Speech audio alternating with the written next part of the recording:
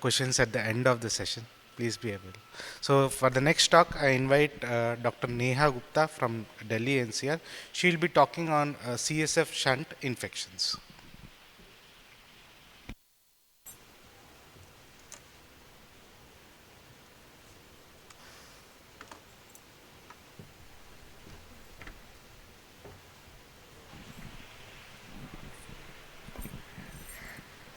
Hi, a very good morning to all of you. I'm extremely thrilled and honored to be here in this wonderful SITSCon 2024. And today I'm going to discuss on the CSF shunt infections. Hi, I'm Dr. Neha Gupta, infectious diseases physician from the first batch of FNB infectious diseases in India and close to 2 decades of experience. I'm currently working with Fortis Memorial Research Institute and founder of NG Swastha, which is our infectious diseases and vaccination clinic in Gurugram.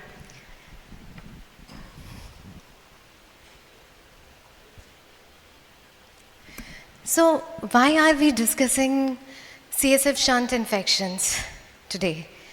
If you look at all the etiologies of all the invasive procedures and the the most common cause of healthcare associated meningitis or ventriculitis is associated with the CSF shunts, whether it's internal CSF catheters, external CSF catheters, or the other devices like the lumbar catheters, like this.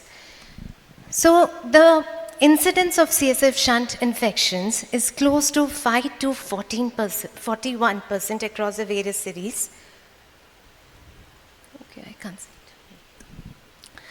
And usually it varies from 4 to 17%. The per operative risk is close to 4%, as we can see here. The external CSF devices or the catheters are associated with close to 8% risk.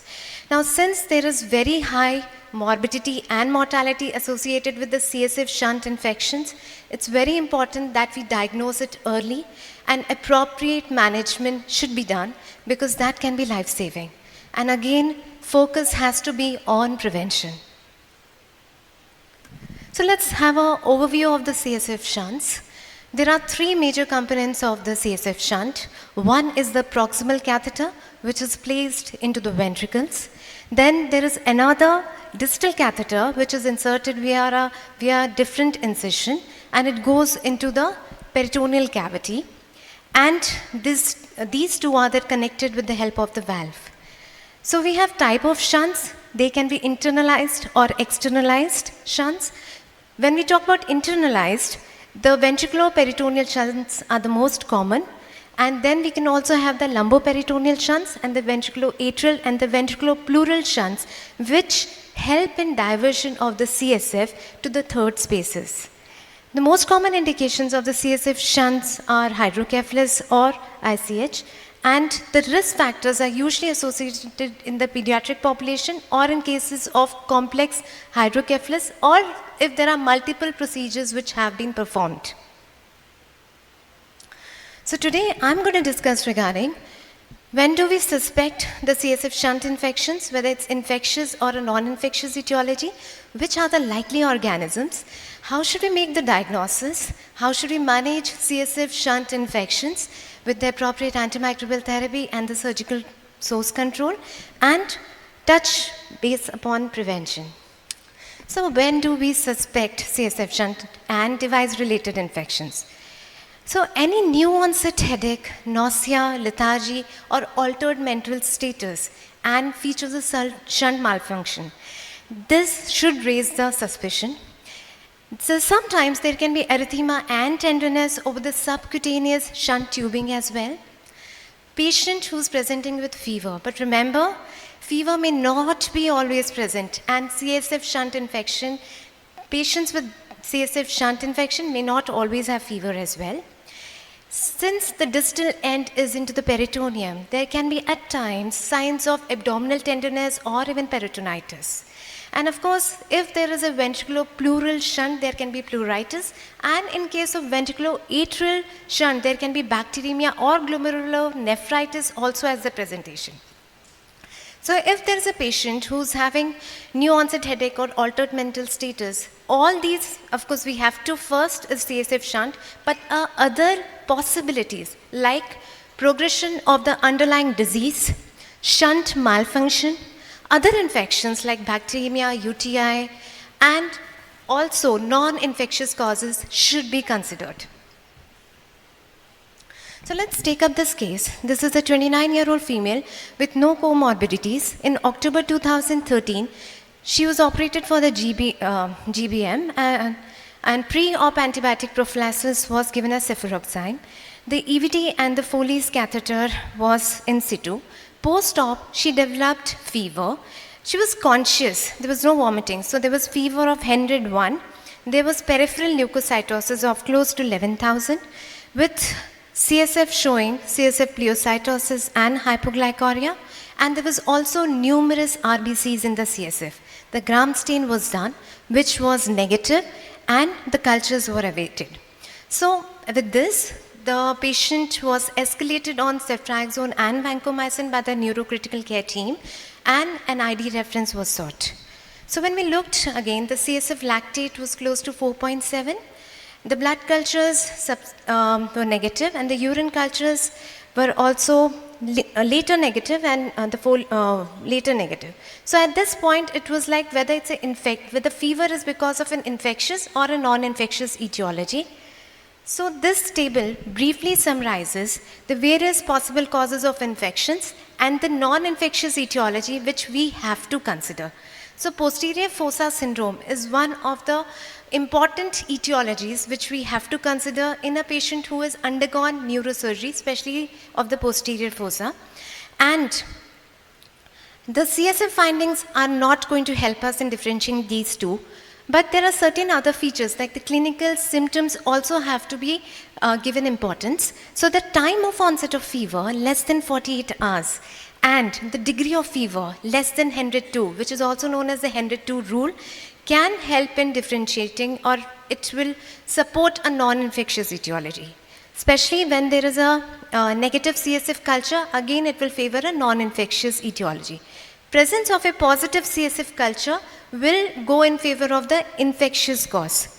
Now when we say CSF lactate, it helps us in differentiating meningitis, bacterial meningitis from the non-infectious causes, and the cutoff we know is close to is 4, which has a good negative predictive value. But in patients with posterior fossa syndrome, remember that sometimes the value can be elevated because there are a lot of RBCs in the CSF, and that results in elevation of the CSF lactate. So there are guidelines which suggest that all patients with clinical or lab features of posterior postoperative meningitis should receive empirical antibiotic therapy. But if the cultured sample of the CSF is sterile after incubation of 3 days, the antibiotics can be discontinued. Now in this patient, the patient was doing fine, and on post-op there was no fever. The EVD was removed, shifted to the wards, and on post-operative day 7 she developed fever again. So on examination there was no thrombophlebitis, there was no invasive device at this moment, and she was on ceftriaxone and vancomycin. A very close look at the CBC shows that there is a progressive increase in the absolute eosinophilic count, suggesting that this could be drug fever, and the antibiotics were discontinued and the fever subsided. So the case highlights that a patient who has got invasive devices, also non-infectious causes should be considered. This patient had fever because of posterior fossa syndrome and then subsequently because of the drug fever. Now coming to which organisms are likely. So when we let's look at this patient. This is one of the first cases which I had seen with Soman sir while I was doing infectious diseases fellowship. So a 3-year-old girl who had TBM with hydrocephalus, and as we can see there is a VP shunt. She was on the first line anti-TB drugs, but there was no clinical response and there was progression. So that's when her ventricular tapping was performed, and there was another surgical procedure like the right frontal Ommaya reservoir which was placed, and a fourth ventricle VP shunt was also inserted. And since there was no progression, the further investigation was done, which showed that she was still AFB positive despite on being the first line AKT for a significant duration, and hence MDR TB regime was considered. Now during this, she developed fever again, and there was an increase in the TLC count up till 26,000. So with this, what is the cause? So we started workup, and she had a central line. The blood culture grew MSSA, and there was also urine culture positive with the Klebsiella pneumoniae, and appropriate treatment was initiated. But still, there was progression, and a repeat MRI showed there was no significant reduction in the size of the ventricles, and there were multiple drainage catheters which were placed. And of course, we can see the CSF analysis, which shows a decline in the glucose as well, with significant pleocytosis, and the culture was positive for Pseudomonas aeruginosa, which was susceptible to amikacin, imimeru, and colistin was also susceptible. So when we look at the etiology is very different from the community-acquired meningitis, where strep pneumonia is the most common. In India, it is predominantly gram-negative bacteria, which includes Pseudomonas aeruginosa, NFGNB, E. coli, Klebsiella pneumoniae, cons as well as Staph aureus, which are very common. Propionibacterium acne is also one of the important etiologies, but it's difficult to grow. So this was our experience which we had presented regarding the post-neurosurgical meningitis, and as we can see, the organisms are usually the GNBs. MRSA is also isolated but much lower. This is another recent study from NIMHANS 2017. It was done, and it showed that in India it is predominantly gram-negatives comprising close to 52% of the cases, and GPC is also are isolated, and which includes 46%. There is also isolation of Candida, which are close to 1.5% of the etiological agents of the CSF shunt infections. So how do we make the diagnosis? For making the diagnosis, we have to perform a battery of tests. Most important is the neuroimaging and a CT or MRI, which will help in identifying the ventricular size, the shunt position, the malfunctions, contaminated catheters retained from the previous surgeries, and in fact, multi-slice CT can help in localizing the CSF leak.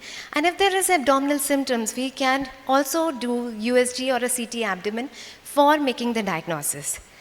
Now comes the CSF analysis, which is ideally should be done before giving the antibiotics, and the direct aspiration of the CSF shunt is preferred because there is compartmentalization. And it's important, this is basic, but yes, the first part of the sample should be sent for chemistry, the middle clean sample is to be sent for microbiology, and then subsequently for the hematology. Remember that 20% times the CSF cell count may be absolutely normal, and it can still be CSF shunt infections.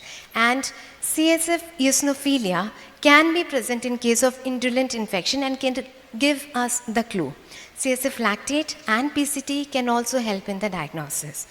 Now, coming to the microbiology, which is important, for gram stain, we must send at least 1 ml of the CSF. It's very specific, but with low sensitivity, and the sensitivity varies from center to center. In one of the reports, it was mentioned to be around 70%, but will decrease as we give the antibiotics. Similarly, when we talk about the CSF cultures, ideally 5 ml of the CSF should be sent for the culture.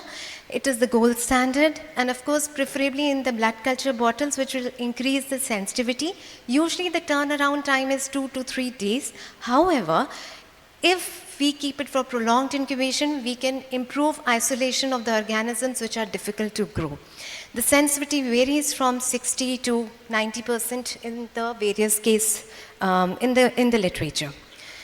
Now, multiplex PCR commonly has been one of the important diagnostic tests for the community-acquired meningitis. And a lot of times when we are dealing with healthcare meningitis also, this test is sent as a part of the workup. Although it may detect bacteria in the culture negative cases, but there are limitations of this diagnostic modality, especially in case of healthcare. So there are certain bacteria. For example, we have Pseudomonas acinato, Klebsiella pneumoniae, Enterobacter, Enterococcus, cons, Staph aureus, which are the important causes for the healthcare meningitis or CSF shunt infections, can be easily missed. So importance again has to be on the gram stain and the cultures. Coming to the management strategies and the basic principles, there are 4 basic principles. First is surgical source control, removal of all the infected device. Effective antimicrobial therapy, which has to be systemic with, of course, local installation of the antibiotics as well. Drainage of the CSF with an external CSF drainage catheter or the device, and reimplantation once the CSF culture is negative. So,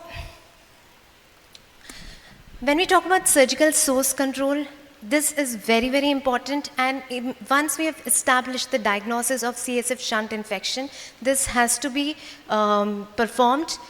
In the various strategies, the 2-stage shunt replacement with temporary external ventricular drainage has been associated with the maximum success rate of close to 85%. And in fact, using the temporary external ventricular drainage seems to clear the CSF shunt infection much more quickly. Nowadays, we are also using the antibiotic-coated EVD devices that can also be used. Now, in this patient who had Pseudomonas aeruginosa CSF shunt infection, which antibiotic should we use? Should we use amikacin, meropenem, imipenem, combination of meropenem with polymyxin, or something else? So, while we are choosing antibiotics, the principles of choosing antibiotic for CSF shunt infection remains the same, and like we choose the antibiotic therapy for other syndromes.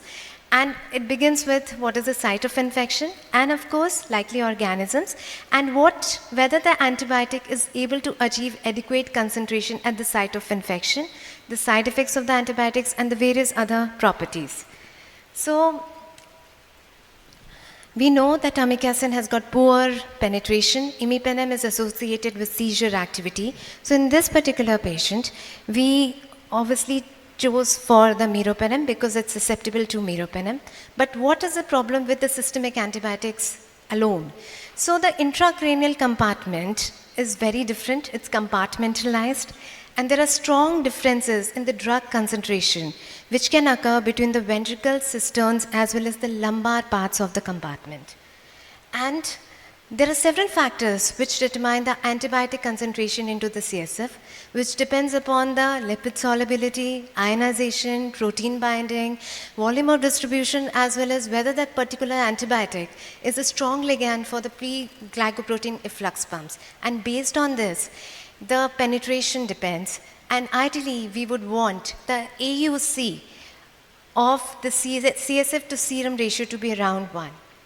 So this is a table which briefly summarizes the area under curve CSF to serum ratio of the various antibiotics. And as we can see, even with the strong meningeal inflammation, the penetration of the beta-lactams is poor.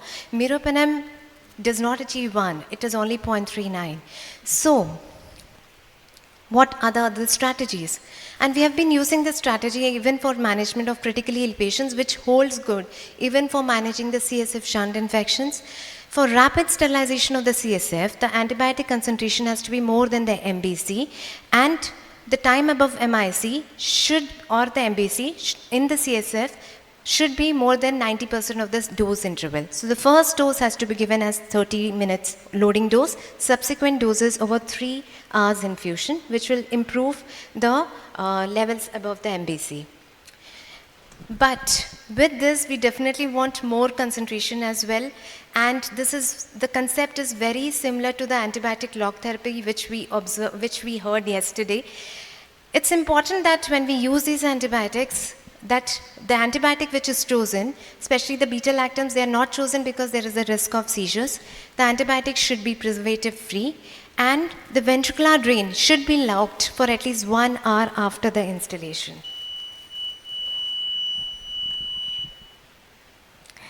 So the dose of the intrathecal subsequent doses is determined on the basis of inhibitory quotient, which is determined by the trough CSF concentration and the MIC of the organism. There are a couple of case reports regarding the use of intraventricular antibiotics. Our experience, as well as from Dr. Soman, for successful management of Elizabeth Kingia meningoseptica with intraventricular vancomycin and treatment of Candida auris shunt infection with intraventricular caspofungin. For this patient, we started and used intraventricular colistin. What should be the revision timing? It should be ideally once the cultures are negative, 48 hours after the externalization, and it will all depend upon what is the organism, the extent of infection, and how early we are able to get rid of that organism. So I'll just take, I think, 30 minutes or 30 seconds. Yeah, I'll quick. Yeah, thank you. So the duration of antibiotic therapy will again depend upon the organism, and this table summarizes the same. See, it's important to remember that like we manage in case of PGI, we give an antibiotic off period. That is not done for the CSF shunt infections. And to summarize, I had another case, but I'll skip it in interest of time. Prevention is important. Clean surgeries have to be given, and focus on infection control and antimicrobial prophylaxis is a must. And to summarize that managing CSF shunt infections is a multidisciplinary collaboration. It's important for us ID physicians to interact, collaborate with the neurosurgeons, the microbiologists, which will help in the holistic patient care and will improve the outcomes of patients who have got CSF shunt infections. Thank you so much, and I hope you enjoyed the presentation. Thank you. Thank you, ma'am, for that lecture on CSF standard, especially importance of local installation.